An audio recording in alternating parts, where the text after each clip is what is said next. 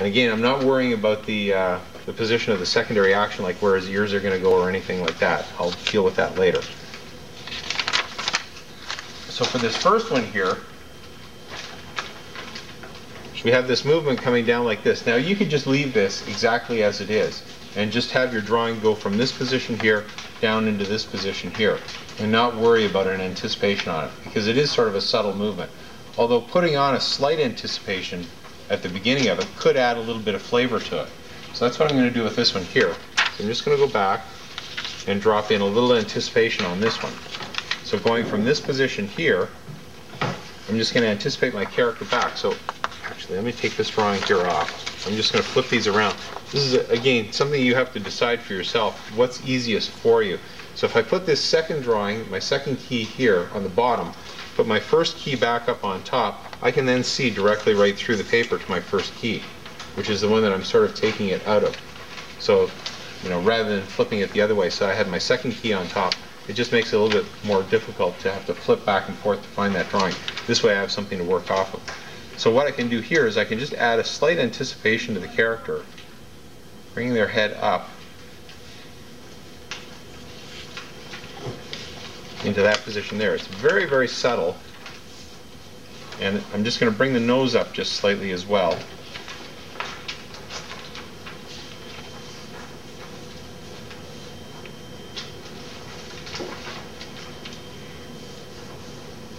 To about that position there. So you can see the movement on it is very, very subtle. Now what I can do is I can go back and I can shift and trace this just to get everything as close to being proportional as possible, because again, the head rotation on this isn't so great that it's going to throw things off.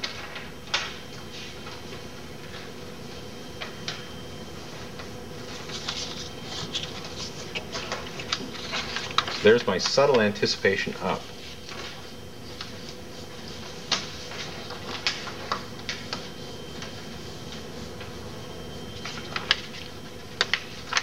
So that now is an in-between, essentially, but it's also a secondary key to this position here. So it's that anticipation up and then coming down into this position here.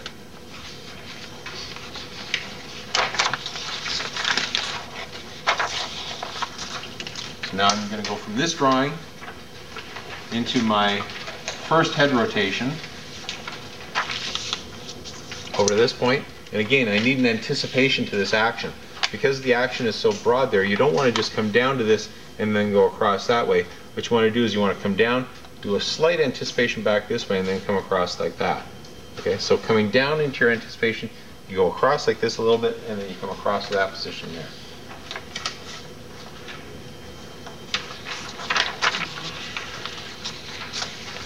So from here, again, I've got to switch my drawings around. My first key on top.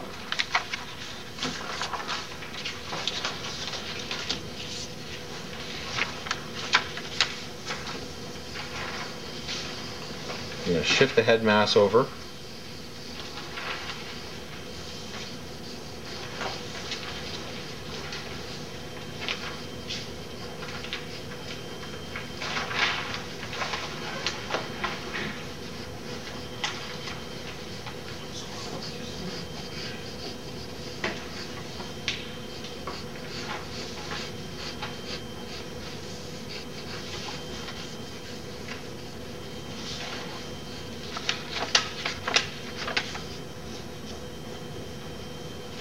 Just a subtle movement over that way, and then back to this position here.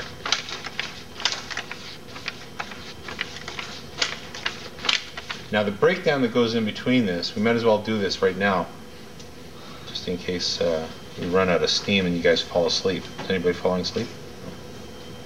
You guys are good so far. What's that? We're in good shape. Okay. So I'll do my breakdown now from this position to this position here. And this is where we're going to get that overlapping action starting to take place. I'm going to drag his nose across. So this is where, again, your timing has to sort of be by gut feel.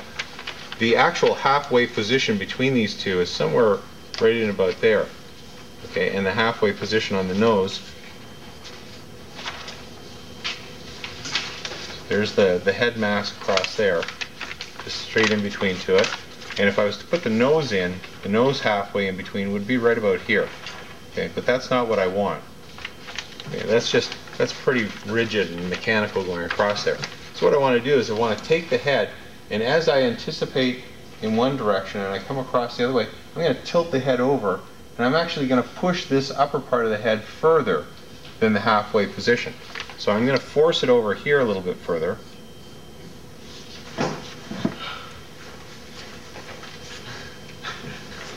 You stand by the light. So I'm just going to force that over just slightly more.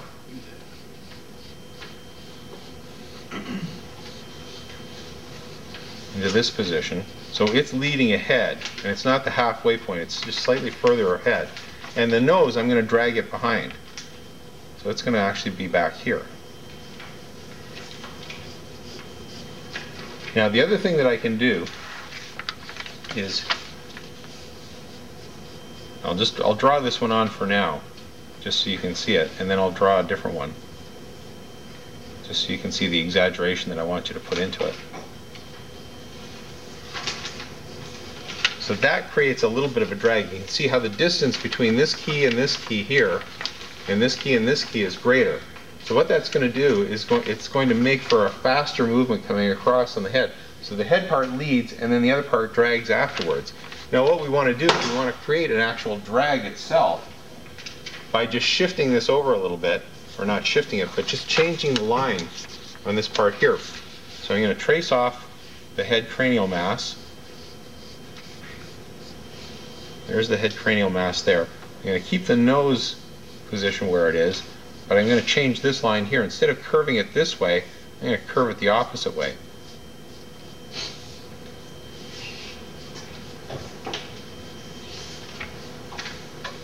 And this is what's now going to create my overlapping drag.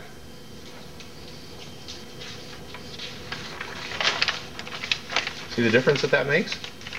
It causes this area here to look like it's actually dragging behind. That this is the power part here that's pulling faster, and this part here is connected by cartilage, so it's just hanging back a little bit more. And by putting that curvature on it this way, it creates even more of a drag. Okay, so it's the seaweed principle in effect. And that's essentially what we're doing, is we're creating that seaweed effect. So that's going to move so quickly across there that it'll be a very subliminal thing. You'll notice it, but it won't be such an odd position that it'll attract your attention and make you go, ooh, that's a bad drawing. Now in some cases, depending on how violent the action is, you can get a lot more swish and sway and drag to a character's head than that.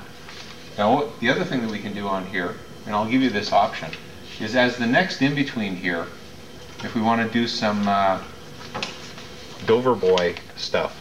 Remember the Dover Boys? Memento U, the swish that Chuck Jones introduced? We can do a little bit of that on this one here, where for your next in-between,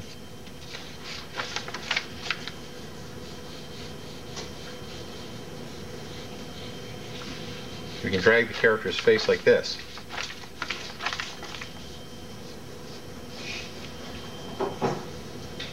And blur it across so that it's slightly larger.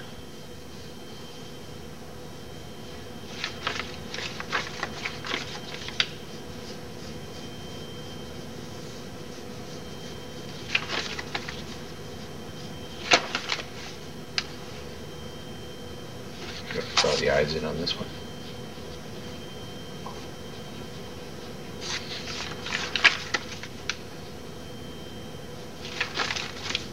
We get more of a pull going across there.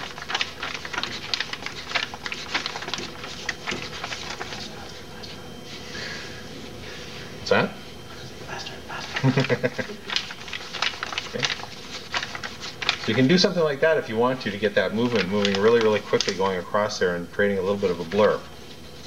That'll create a nice little effect to it. So the next one is now our movement across the other way. Just gotta try and remember where all these drawings are and what order they're in.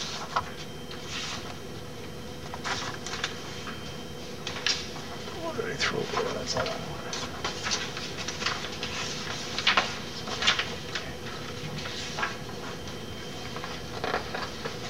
coming from this position here. I'm going to move across into the opposite direction. This is the most violent action. You could probably reserve your swish for this position here.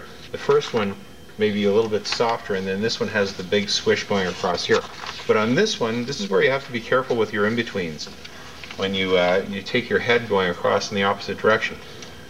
There are different ways of approaching it. You could do straight ahead in-betweening on an action like this, or you can do like constructed in-betweening. Remember how we break down a timing chart, and we've got this position is your one key, this is your other key. We drop a halfway in between in there, and then we maybe have a slow in or a slow out or something like that.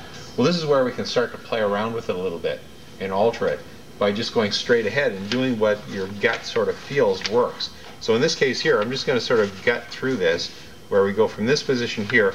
I'm going to slow out, reverse these around again. I'm going to slow out slightly from this position here, which in essence will be a favor. By favor, it means that it's closer to this drawing than it is to this drawing over here. So I'm just going to pull out of this one just slightly, but I'm going to take the nose in the opposite direction. So the head is going to go across this way, the cranial mass, but the nose I'm going to take in the opposite direction. And I'm going to swish it over this way like this.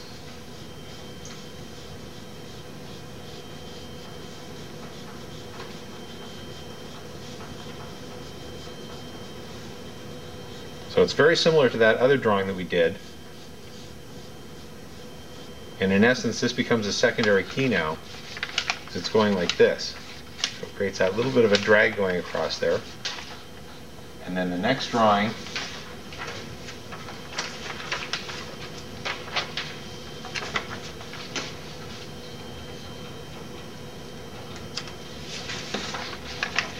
has an in-between coming from this one to this one. Would have the head tilting over more into about a halfway position. Or what I could do is I could actually favor, I think that's what I'll do, is I'll favor to this one over here.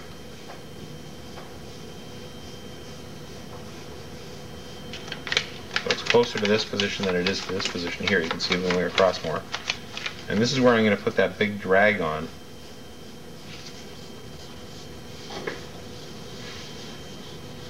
And really have that nose hang back.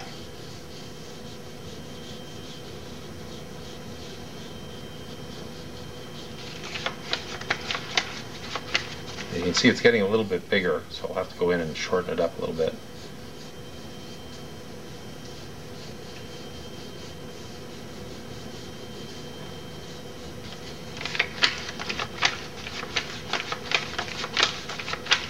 So I go from that position to that position, and then my next in-between, I'm going to take the head actually beyond the point of this one here. So now the cranial mass is going to go just a little bit further.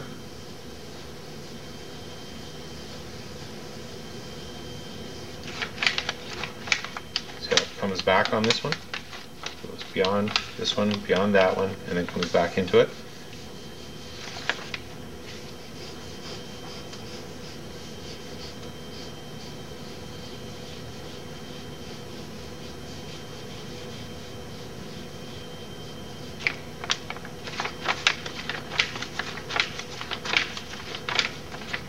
And then the next one eases into,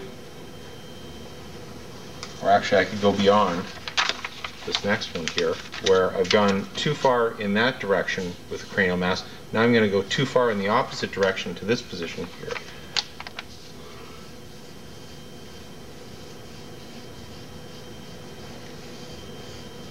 So I go too far that way.